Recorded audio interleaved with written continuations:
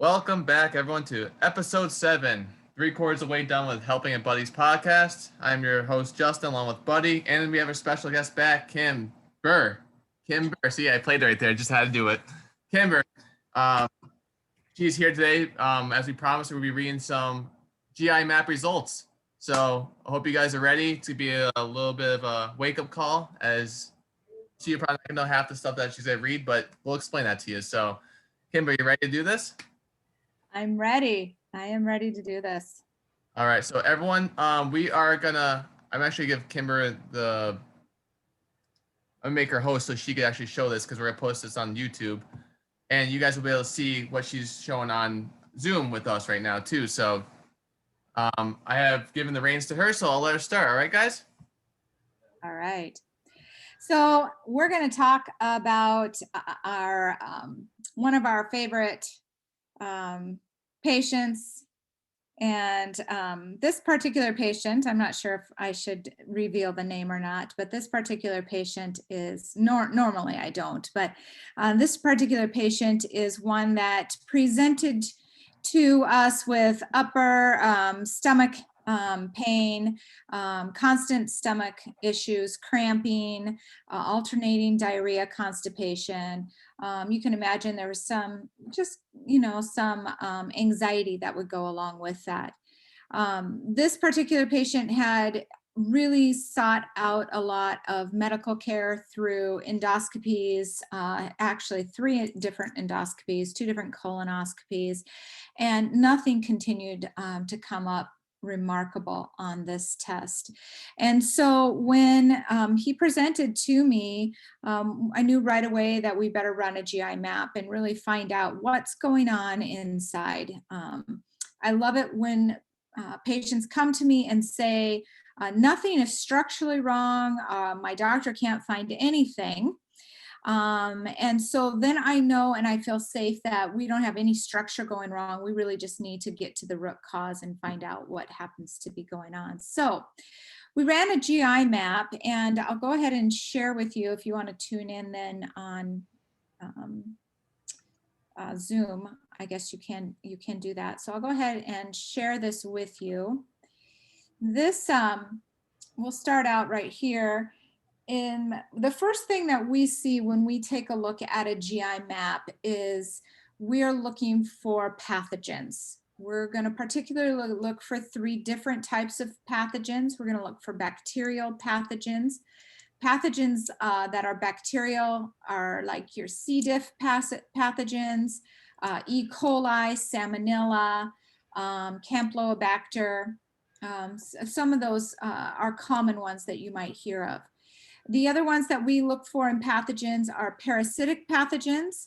Giardia, Entamoeba, Histolytica are 2 common ones in those parasitic pathogens. And then we also look for viral pathogens. So we look for a norovirus, particularly that's a more common one that you might hear out there. And in that pathogen category, there's many others that we look for. This particular client had a pathogen show up, the Campylobacter pathogen, and it was high. And so, this is actually quite rare on a GI map. We don't often see this particular pathogen, but one of the things that that we know is that, and I would assume right away, or know right away from looking at this test, that this client's gut was in a bad place. It was a perfect host for anything coming in, and in this case, this pathogen. Campylobacter is a foodborne illness, and it is one of the top 4 causes of diarrhea, which correlated really quite well with how he presented when I met with him the first time with constant diarrhea. So we're going to keep that in mind. We're going to continue to look through the GI map and see what else we discover along the way. Okay, so the next page, we're actually going to take a look at some of the bacteria and what the bacteria looks like. The first thing we're going to take a look at is H. pylori, that is a short name for something called Helicobacter pylori. H. pylori is common. It's often seen in gallbladder recovery patients simply because there's a large connection between H. pylori living in the gallbladder, and the gallbladder comes out, and whether it's some of the H. pylori can leak into the gut, or whether that's just associated and spilling over when the gallbladder is sick. But it's very, very common to see in gallbladder recovery patients. So in this case, we see it. It is quite high. It is, if H. pylori is not taken care of, what happens is it's the common bacteria that actually can cause ulcers in the stomach. So it's definitely one that we want to take care of. It causes stomach cramping. So some of the symptoms you find from H. pylori: stomach cramping, bloating, indigestion, right upper quadrant pain, various symptoms like that are pretty common with H. pylori. So one of the other things to note about H. pylori is, and that I always check in, is do you have a significant other in your life? Because H. pylori is quite contagious. So when you have it, you have to assume that the people in your household also have it. So I oftentimes recommend while you're treating for H. pylori, you're going to want to have your significant other or possibly your children also treated for H. pylori at the same time. One other note with H. pylori, it's really important to take and soak your toothbrushes in hydrogen peroxide after you've brushed your teeth. And the reason for that is because you have to think about this bacteria. This bacteria will actually live within your mouth. So you want to soak that toothbrush to get that H. pylori out of that toothbrush. It would be very costly just to change and get a new toothbrush every day. So we commonly just say soak it in H. pylori or in hydrogen peroxide, and that will take care of that H. pylori. I also recommend oil pulling, because that bacteria is very common also to come up through the esophagus into the mouth and can wreak havoc with your teeth, your gums, and live within your mouth. So oil pulling by just using 2 tablespoons of coconut oil, swishing it back and forth in your mouth for about 20 minutes each evening is highly recommended when you have H. pylori. Okay, so moving on, we're going to take a look at this normal bacterial flora. So I like to explain that there's good guys and there's bad guys that live within your gut, or in my term, I call it the inner world. So we need an army of good guys, because the good guys actually keep our bodies healthy, keep our immune systems high, fight off the pathogens, fight off the things like parasites and bacterias and viruses. And in this particular client's case, we can see that he is quite low with his good guys. So his army of good guys, his army of good bacteria is low. And even the army that he does have, I wouldn't say is really a beefed up, strong army. So in looking at that, we know that there's not a lot to fight off invaders or pathogens that come into his body. So thus the reason, the first thing we saw was that Campylobacteria, that bacterial pathogen, his body just did not have enough good bacteria to fight it off. So it took up residence. So we would want to work with this and probably add in some good probiotics. Spore probiotics will help a lot with feeding the good bacteria. One thing I want to make note of, this Akkermansia down at the bottom, if you're watching on here, the Akkermansia doesn't even register on here. Akkermansia is kind of a key player. And because this particular patient presented with just lower gut issues, a lot of colon issues with diarrhea.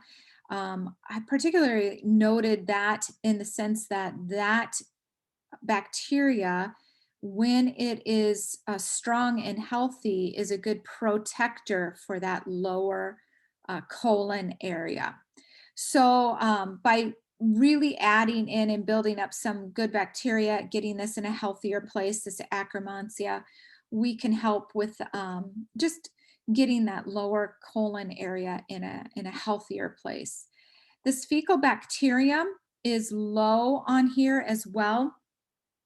That's a major butyrate. A butyrate is an enzyme, and that particular enzyme really helps fight inflammation. And in his case, it's quite low. So we know that he's got a lot of inflammatory issues going on in that lower gut area. And so we would want to supplement with some butyrate to really help boost up that uh, inflammation fighter that happens to be going on in there. You might see, if you're watching on, that Clostridia shows up in a low manner. That really is just kind of a family. We're not terribly concerned about that. We do want to bring that up a little bit in the sense that we want to have that a little stronger. There's an element, Clostridia, you might have heard of C. diff with it, which is called Clostridia difficile. And that Clostridia difficile would be kind of like, let me explain it like this. So Clostridia would be like saying, so I'm a Crochelle. That is my family. I'm in the family Crochelle. But within that family, I am Kimber Crochelle. So Clostridia is the family. Within that family is Clostridia difficile. Now, Clostridia difficile is a bad bacteria within that family. Okay, so we want to take care of that. But when you hear the word Clostridia as a family, we don't jump on that family and try to eradicate that particular family, because the whole family is not bad. So in this case, we would want to just use some, like I mentioned, some probiotics just to increase the normal bacteria flora, which happens to be in this particular client's gut, right? When we do that, this ratio between firmicutes and bacteroidetes will balance out much better just by adding that probiotic. Okay, so then we're going to look at this next page. And on this page, what we really note is we're taking a look at, all right, we know that our good guys are low. We just got done discussing that. Let's just see how bad our bad guys are, and what kind of situation are we looking at? And in this particular client situation, we do note that his bad guys are starting to gain some momentum, and they're wreaking some havoc within his gut. When we have an overgrowth of bad bacteria, we can identify that something called SIBO, or small intestinal bacteria overgrowth, can actually happen. And now SIBO, although this test does not tell us whether or not SIBO is present and to what extent SIBO is present, it gives us a super good clue that there is SIBO happening. All right, so let me explain it this way. You walk into the house and you smell spaghetti sauce, or spaghetti sauce, but you don't see spaghetti sauce. You have a pretty good clue that you're going to have something with spaghetti sauce that evening. All right, so you don't see it, you're not eating it, you're not tasting it, but because you can smell it, you have a really good idea that it's happening tonight. That's what's happening right here for this particular client. This particular client, we can smell SIBO.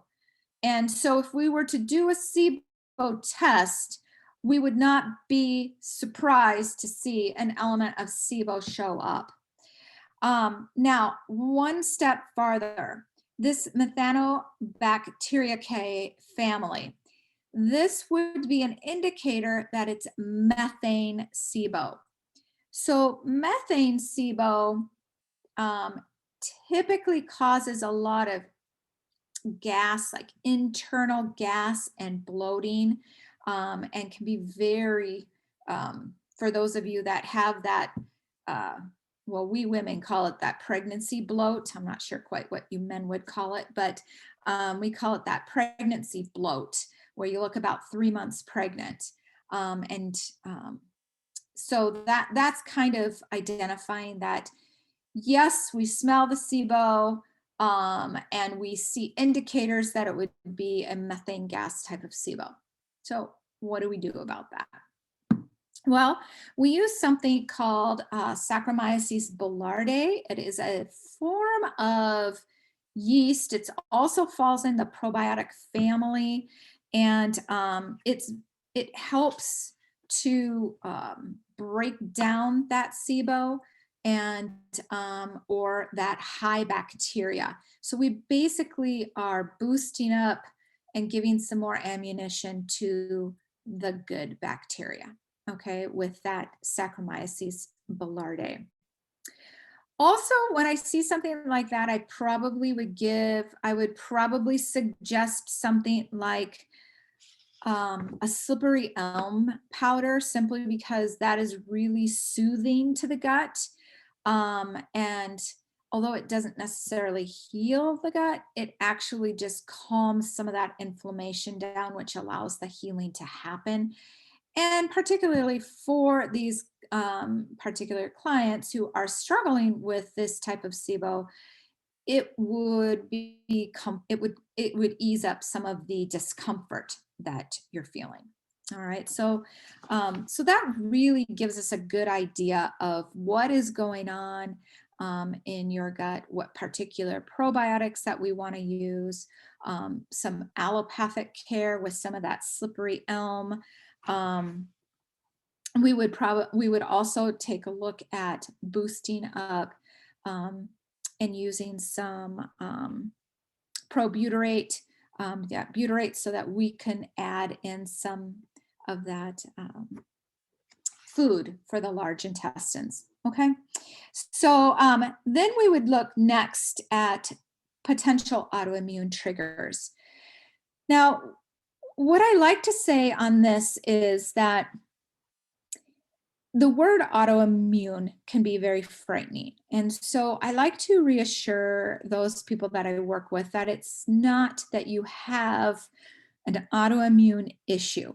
You are not labeled now with rheumatoid arthritis, or that's a common autoimmune issue, or lupus, or Crohn's disease, or anything like that. Those are particular autoimmune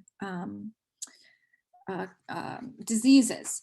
What this is this is kind of a window into the future if you do not take care of your gut now and heal it up.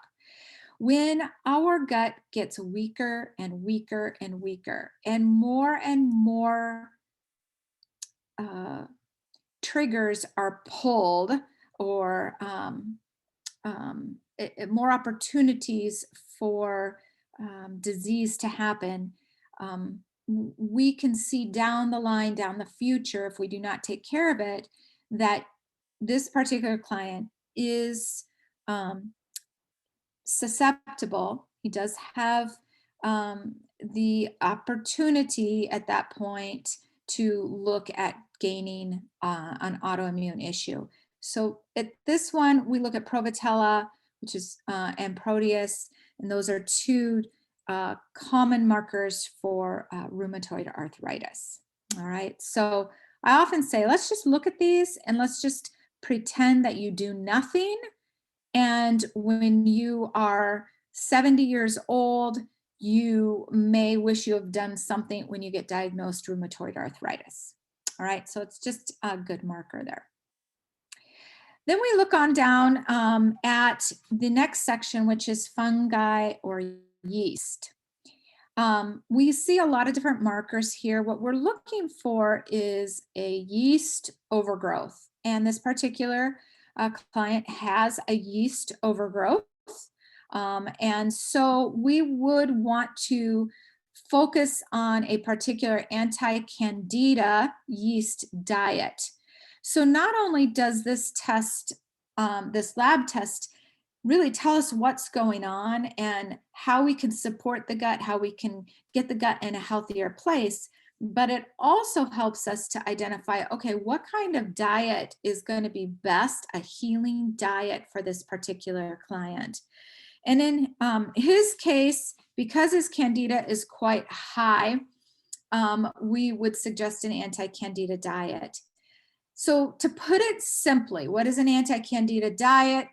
An anti-candida diet is, simply put, is probably a keto type diet or an Atkins type diet, where you really just take most all carbs out, particularly starchy carbs, all your sugars out, and you really just focus on a low, very, very low carb, high, and I say keto with consideration and where you are in your gallbladder recovery.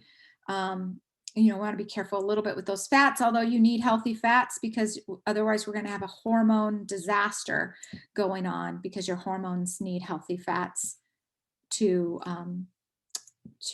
grow, so or to produce. So one of the questions I asked this particular client, knowing that there was some candida overgrowth, was, do you struggle at all with any kind of, white tongue? Oftentimes you see white tongue, or sinus issues can be signs of candida, headaches, fatigue. Fatigue can be a real strong sign of candida. So, so those are some things that we look at symptom wise with candida. Okay, so so then we go on to the next page, and we take a look at parasites. And I like to say that parasites are little souvenirs if you've been traveling, or stowaways. And this particular client does have a parasite. It's Indolamax nana, so we call it Nana for short. So we want to get rid of Nana. We use some anti-parasitic, which is some various different herbs, to really knock out this parasite. I like to also scrub the gut with some sort of a biofilm buster or mucosal buster, loosen up that parasite, and really bind it up with a binder of some sort and get it out, and then come back through with an anti-parasitic, a blend of various different herbs, like I mentioned, and kill any of it off. Parasites can be buggers, and they can really hold you back from fully healing. They're like blankets over viruses and yeasts and bacteria. They can hold elements of that in, so they can make that last bit of your healing journey really tough to overcome. So, so right away, I know we want to treat that parasite. Typically, we treat a parasite right off the bat, simply so that we can uncover the bacteria and the yeast and the virus that is going on. No worms on this test were detected. We like to see that, although I do mention that if you've had liver issues, you've had gallbladder issues, when we work together, we're probably gonna address some liver flukes, which are worms that live within the liver, the gallbladder, the pancreas, and at some point in working with you, because they're very common when you've had those issues. What I also love, love, love about this test is the intestinal markers on here. After all, it's what it's all about. You're not digesting well, you have gut pain, you are struggling with your either constipation or diarrhea, you've had your gallbladder removed, you're just not, or you have issues in that upper quadrant area, maybe gastritis. So we take a look at the intestinal health on this marker as well. We take a look at steatocrit. Now, steatocrit is kind of a one that I like to see. We want to see that low. If that's high, we know that your bile is not doing well. You're not, you have a bile issue of some sort. So I look for that marker right there, that steatocrit. I also look for the elastase. The elastase I like to see over 500.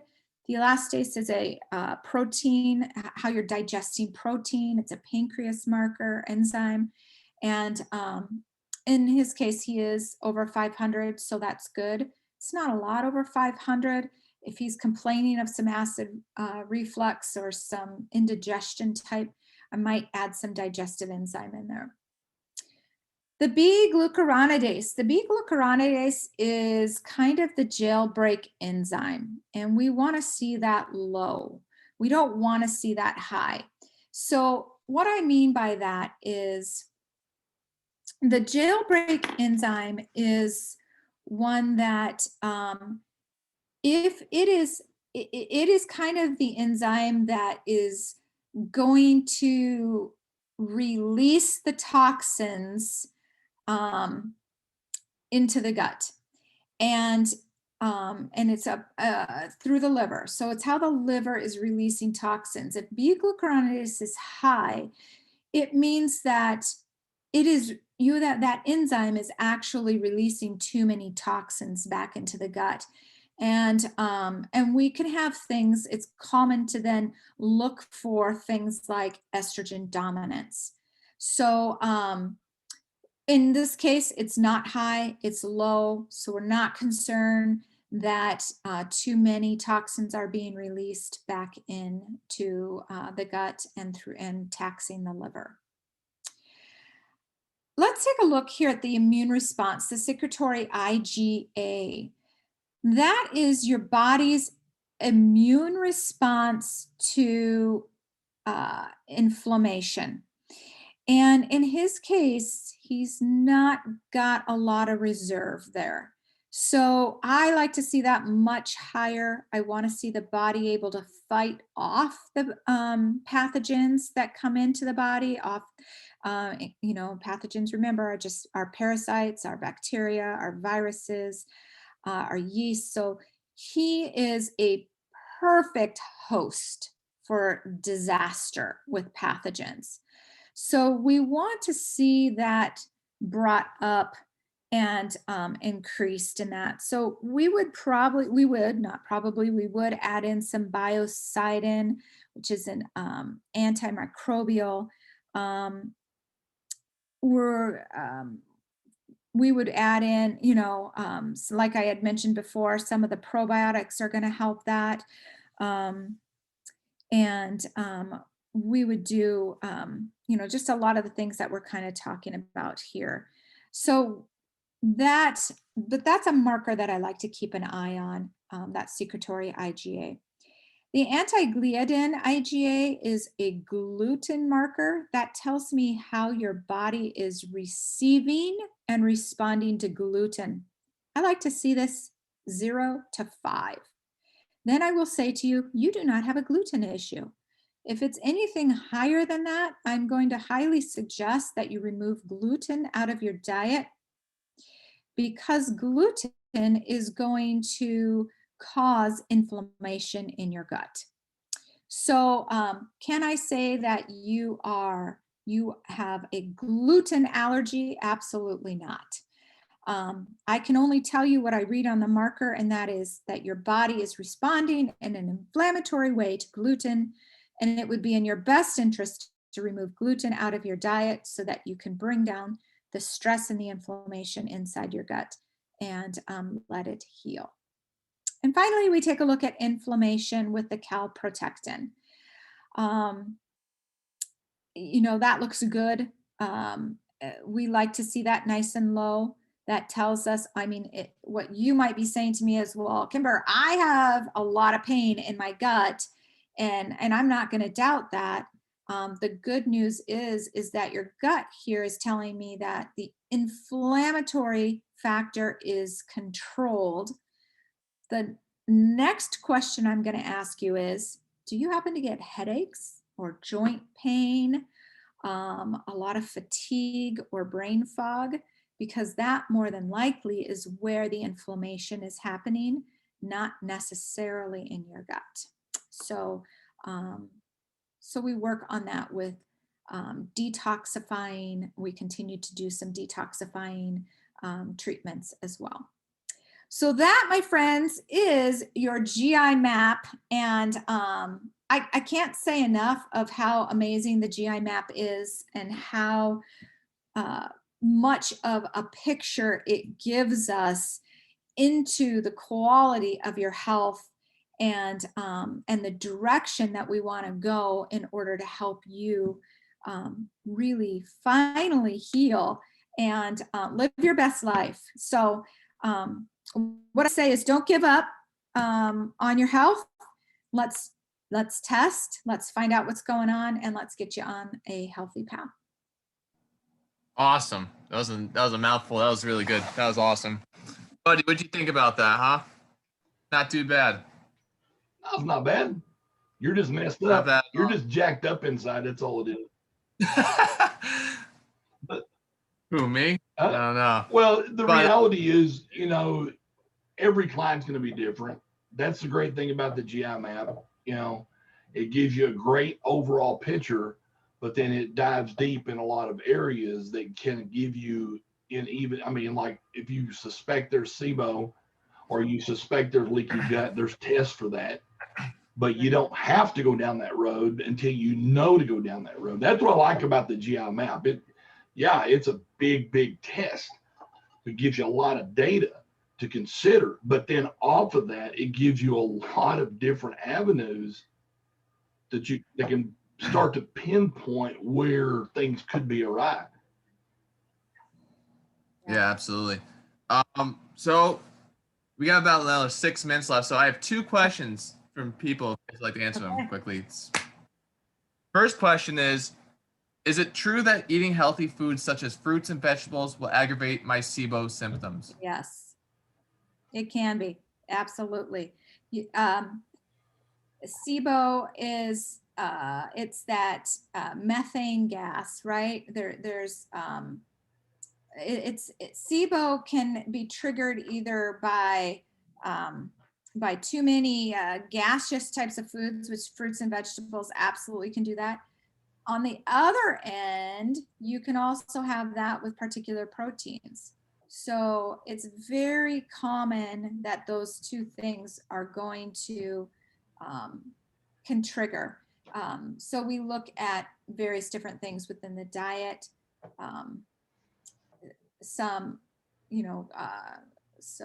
potatoes, sweet potatoes. Oftentimes, some of your root vegetables can help. Some of your with that, looking at a low FODMAP diet, which is, you can look that up. I know we don't have a lot of time. We can maybe talk about that another time, a FODMAP diet, but, they tend to be more gassy type of foods, especially when SIBO's concerned.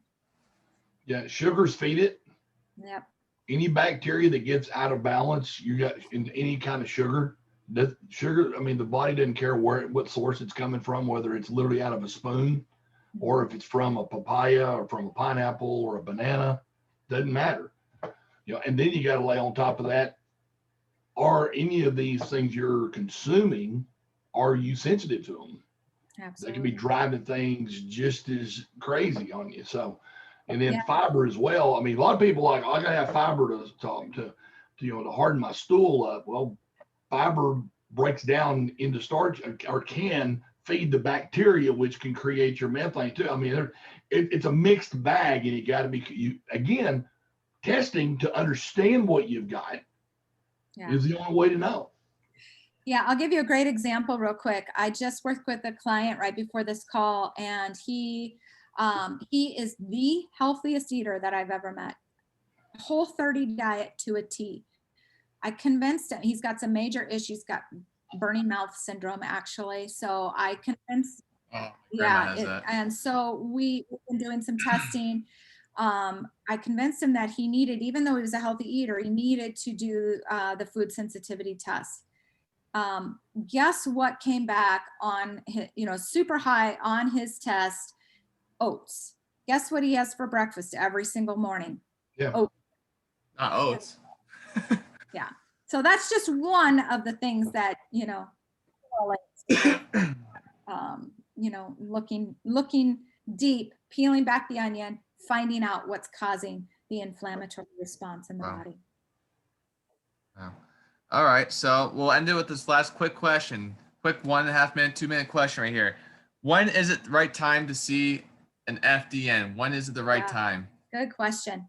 Well, when you're tired of getting the same answers and not different results. I mean, right away, as long as you know nothing structurally is wrong,